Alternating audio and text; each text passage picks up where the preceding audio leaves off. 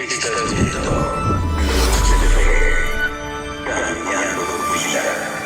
Palabra de vida con Marcel Miranda en Blog de Fe. Bienvenidos a Blogs de Fe. Dios te bendiga. Como siempre, tu presentadora Ana Pineda. Y hoy tenemos una reflexión de nuestro hermano Marcel y hoy va a estar más bueno que la última. Bendiciones, mis hermanos y hermanas. Pues aquí estamos una vez más compartiendo otra reflexión más que Dios nos permite compartir. Esta es una reflexión que Dios me estaba dando hace como una semana atrás y está orando en esos días para que Dios me ayude a poder hablarla, que no sea mi sabiduría, sino que sea la sabiduría de Dios, la voz de Dios a través de mí, ¿verdad? Porque pues somos un instrumento de Él, somos un instrumento guiado para Él, somos creados para adorarlo a Él. Antes de comenzar, pues voy a hacer una pequeña oración para que Dios sea hablando esta tarde. Amantísimo Padre bueno que estás en los cielos, te adoramos, bendecimos tu nombre, Señor, reconocemos que no hay nadie como tú, Señor, que no hay ningún otro Dios como tú, digno de toda gloria, digno de toda honra, bendito Padre. Señor, te pido que en este momento seas tú hablando a través de mí, que sea un portavoz de tu evangelio, que sea un portavoz de las buenas nuevas de salvación, para que pueda servir de bendición para cada persona, Señor, que nos va a ver, que nos va a escuchar, amantísimo Padre, en el nombre poderoso de tu Hijo amado, amén y amén. Esta preciosa tarde quiero hablarle un poco sobre un tema que ha sido tal vez controversial en muchas iglesias de hoy en día también, y es sobre el papel de la mujer dentro de la congregación. En muchas congregaciones se les llama pastoras, en muchas congregaciones se les dice la esposa del pastor, pero quiero enseñar qué enseña la Biblia, qué enseña un poco la teología acerca del ministerio de la mujer dentro de la iglesia, cuál es el papel que jugó la mujer dentro de la iglesia, dentro del tiempo de Jesús hasta nuestro tiempo.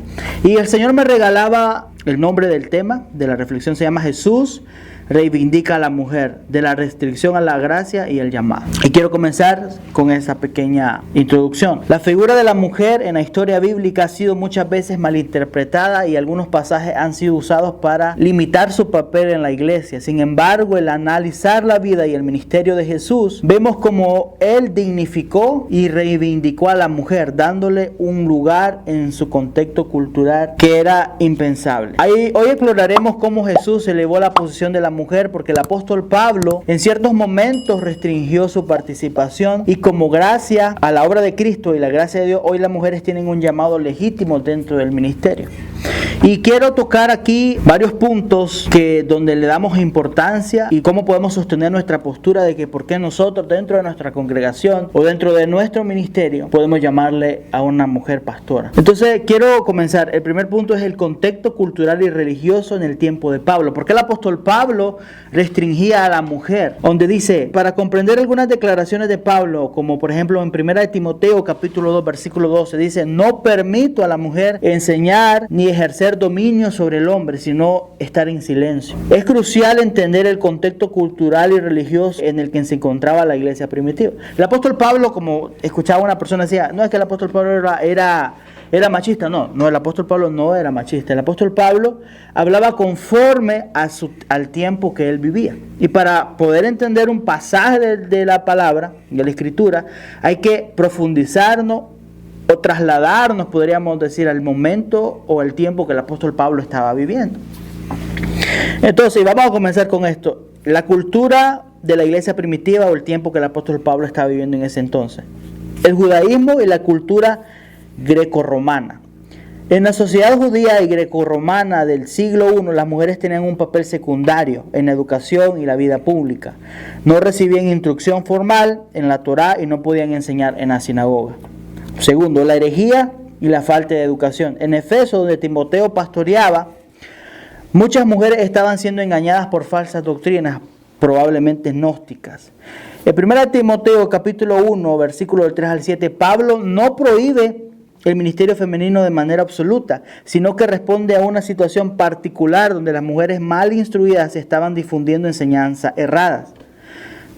Tercero, la orden en la iglesia. Pablo enfatiza el orden y la estructura en la iglesia. En un tiempo donde la enseñanza era dominada por hombres capacitados en la escritura, permitir que mujeres sin información tomaran ese rol podría traer confusión. Y como sabemos, en aquel entonces las mujeres no tenían tanta importancia como hoy la tienen. ¿Por qué? Por medio de Jesucristo. En aquel entonces las mujeres no podían tener la preparación teológica, la preparación en escritura como hoy la pueden tener. Entonces el apóstol Pablo se refería en ese entonces por la falta de oportunidades que tenían las mujeres.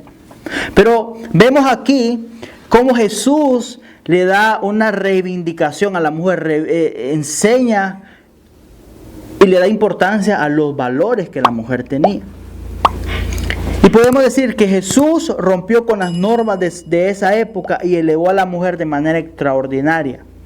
Y podemos tener un ejemplo en Juan capítulo 4, versículo del 7 al 26. O sea, habló con mujeres públicamente Jesús. Jesús conversó con la mujer samaritana, algo impensable para un rabino. Tuvo discípulas y seguidoras en Lucas capítulo 8, versículo del 1 al 3. Por ejemplo, estaba María Magdalena, Juana y otras mujeres que sostuvieron el ministerio de Jesús. Les permitió sentarse a sus pies para aprender. Lucas capítulo 10, versículo 38 al 42, María de Betania asumió la postura de un discípulo y Jesús lo aprobó. Se apareció, cuando Él resucitó, se apareció primero a mujeres tras su resurrección. Podemos verlo en Mateo capítulo 28, versículo del 1 al 10. En una sociedad donde el testimonio de una mujer no era válido en un tribunal, Jesús lo confió, la noticia más importante, que era de su resurrección. O sea, mientras en muchas culturas y religiones las mujeres eran relegadas a un papel de servidumbre y silencio, Jesús le otorgó dignidad y un rol activo en su ministerio. Ahora, quiero tocar aquí un poco sobre la diferencia, cómo Jesús reivindica a la mujer dentro del cristianismo y cómo muchas otras religiones limitan a la mujer. O sea, si bien el cristianismo ha sido mal interpretado en algunos sectores para restringir el rol de la mujer, la obra de Jesús muestra lo contrario. En comparación con otras religiones y tradiciones, la fe cristiana ha sido un motor de dignificación y equidad. Por ejemplo, el Islam, en muchos países islámicos la mujer tiene limitaciones estrictas en su participación pública, en su acceso a la educación, en sus derechos básicos. Aunque hay interpretaciones más progresistas dentro del Islam, muchas leyes basadas en la Sharia restringen la voz y el liderazgo femenino en la sociedad y la religión. Podemos poner otro ejemplo como el hinduismo, budismo y budismo tradicionales. En diversas corrientes del hinduismo y el budismo, las mujeres han sido históricamente vistas como inferiores en términos espirituales, con roles subordinados en los templos y en la vida religiosa. Otras tradiciones religiosas, en algunas culturas tribales, religiones ancestrales, las mujeres es excluida de posiciones de autoridad y se les considera espiritualmente menos influyente que el hombre. En contraste, el cristianismo desde su inicio con Jesús promovió la participación activa de la mujer en el reino de Dios. Aunque hubo restricciones culturales en la iglesia primitiva, la obra de Cristo abrió la puerta para que las mujeres pudieran predicar, enseñar y ejercer su llamado con libertad. Cuarto punto, la gracia y el ministerio de la mujer en la iglesia. Con la venida del Espíritu Santo se inauguró una nueva era en la relación entre Dios y su pueblo. Por ejemplo, en Hechos capítulo 2, versículos 17 al 18, con el Pentecostés y la profecía de Joel, dice: derramaré mi espíritu sobre toda carne, vuestros hijos y vuestras hijas profetizarán. Pablo mismo también reconoce el ministerio de mujeres, como Febe, diaconisa. En Romanos 16:1 podemos tener la evidencia. Pablo la llama diaconisa de la iglesia en quien crea, lo que indica que tenía un rol de liderazgo y servicio. Priscila, maestra junto a su esposo, en Hechos capítulo 16, versículo 20, junto a su esposo Aquila enseñó doctrina a Apolo, un predicador influyente. Junias, que es un debate teológico, porque se cree que ella fue la primera apóstol mujer, y lo podemos ver en Romanos capítulo 16, versículo 7. Pablo la menciona junto con Andrónico como apóstoles sobresalientes. Algunos intentaron masculinizar su nombre, pero la evidencia sugiere que era una mujer y apóstol reconocida. María, Trifena, Trifosa y Pérsida, Romanos capítulo 16, del 6 al 12, mujeres destacadas en el servicio y liderazgo de la iglesia primitiva. Gálatas capítulo 3, versículo 28, dice: ya no hay judío ni griego, no hay esclavo ni libre, no hay varón ni mujer, porque todos sois uno en Cristo Jesús. Esto significa que en Cristo no hay distinción de valor ni de acceso al servicio de Dios. O sea, para Dios no hay distinción de persona. Dios lo que acepta un corazón contrito y humillado, y Dios lo que ve es, no importa si es un hombre, si es una mujer. Lo que a Dios le interesa, lo que a Dios le importa es que la disposición que tiene esa persona. Ok, si tú no te sientes bien en llamarla pastora o una mujer, está bien, no hay problema. No vamos a discutir por eso. Pero la mujer tiene un papel muy importante dentro de la congregación. Muchas veces el llamado originalmente sí sabemos que es exactamente para el hombre. Pero muchas veces dentro de la misma congregación, muchas veces el hombre no tiene, como podríamos decir, los pantalones para poder ejercer un llamado. No tiene los pantalones para poder decir sí al llamado de Dios. Y muchas veces Dios tiene que levantar a una mujer que esté dispuesta para poder ejercer su ministerio. Originalmente el propósito de Dios es levantar al hombre, claro, pero si no hay un hombre que esté dispuesto a hacerlo, Dios va a levantar a quien Él quiera levantar. Porque Él no va a detener su obra. La obra tiene que seguir adelante. El mismo Jesús dijo que hasta de las piedras puede sacar a alguien para servirle. Entonces, Dios no limita a nadie, ni excluye a nadie, siempre y cuando nosotros queramos servirle. Dios no puede, y lo podemos leer en la evidencia bíblica, y podemos agregar un ejemplo cuando aquella mujer había sido encontrada en el acto de adulterio, adulterando con otro hombre.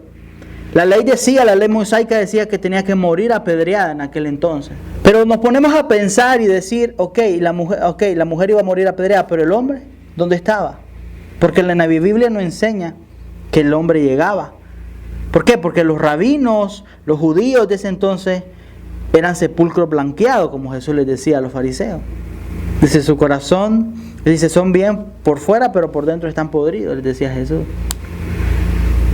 A Jesús no lo podemos engañar. Entonces, Jesús reivindica, con ese ejemplo, reivindica a la mujer, porque le dice, mujer, ¿a dónde están los que te condenaban? El único que nos podía condenar, que nos podía juzgar, le dijo, mujer, ¿dónde están los que te condenaban? Y le dijo, no los veo. Porque Jesús le dijo a todos, el que esté libre de pecado, que tire la primera piedra. Y Jesús le dijo, ¿dónde están los que te condenaban? Y dijo, Señor, no hay nadie, entonces ni yo te condeno. Vete y no peques más. Y la Biblia da evidencia de que esta mujer, después que la liberó el Señor, servía a sus pies. Servía a Jesús. Reconocía la importancia y reconoció el valor que Jesús le dio a ella. Y hoy dentro de la misma congregación somos muchas veces personas que peleamos por los títulos, peleamos por el ministerio, peleamos por el liderazgo y no nos enfocamos en guiar, en enseñar a la congregación, a guiarlos por la sana doctrina, sino que peleamos y hoy peleamos por títulos que al final son títulos, como decía, son nombres. Al final somos siervos inútiles porque hacemos lo que Dios nos pide que hagamos, no más. Es todo, no podemos hacer más. Porque al final somos esclavos de Jesús. Somos esclavos porque Él nos compró a precio de sangre. Nos compró con su sangre preciosa. Y concluyo con esto. La restauración del llamado de Dios. Jesús no solo restauró la dignidad de la mujer, sino que también le dio un lugar en su reino. Aunque ciertos contextos históricos, hubo restricciones, la obra de Cristo y la expansión del Evangelio han permitido que hoy las mujeres sean parte activa del ministerio, predicando y enseñando con autoridad. Así que no permitamos que interpretaciones fuera de contexto limiten al llamado que Dios ha dado a sus hijas, porque Dios sigue usando a hombres, a mujeres, para la expansión de su reino, y que cada uno responda con fidelidad a su llamado. Eso es prácticamente lo que la Biblia enseña.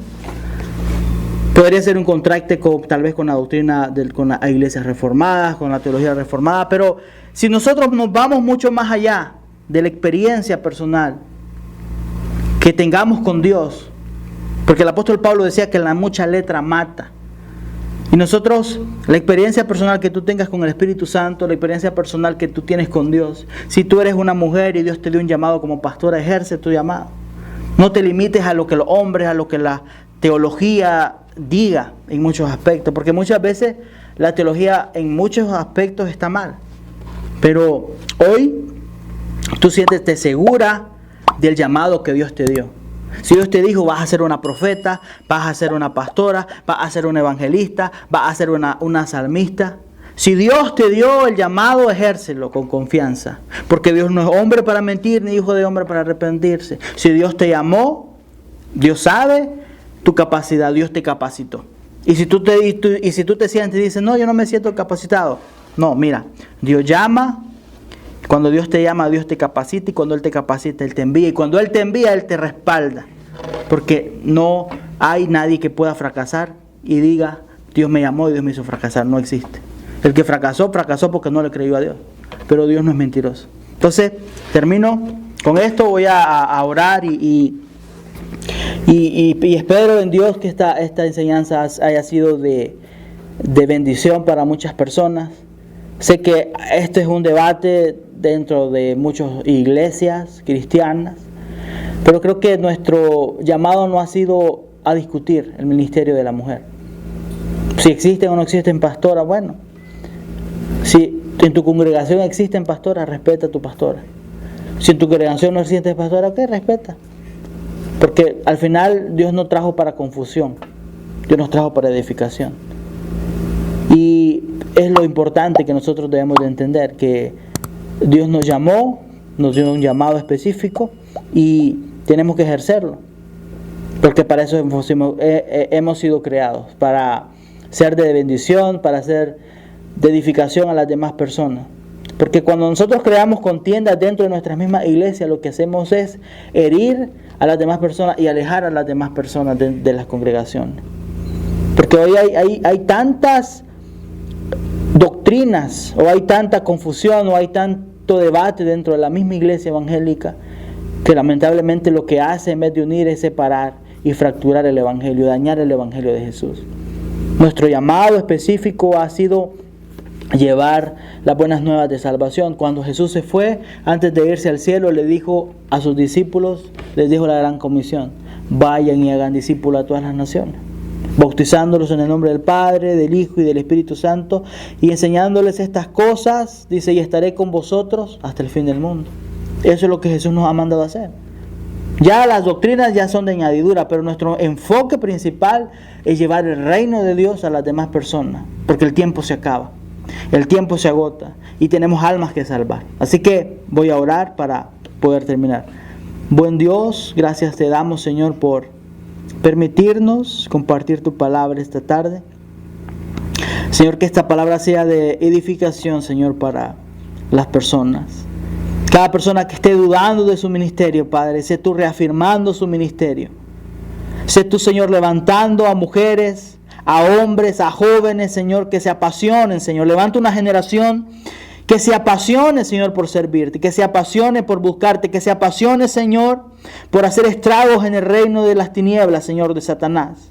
Te pido, Señor, que levantes a jóvenes dentro de cada congregación, Señor, que se apasionen por servirte, que se apasionen por buscarte, amantísimo Padre. Levanta a hombres y mujeres, Señor amado, que te busquen y que tengan y guarden la sana doctrina, amantísimo Dios. Así que te lo ruego, amantísimo Padre, en el nombre poderoso de Jesús. Amén y amén. Si te gustó, compártelo, dale like y suscríbete. Y si tienes preguntas, si quieres tú pedir una oración, o si tienes una pregunta para hermano Marcel, porque él tiene mucho que decir y mucha sabiduría, deja tu comentario, o también puedes dejarnos un email y te contestaremos. Te bendiga. Suscríbete a nuestro canal en YouTube por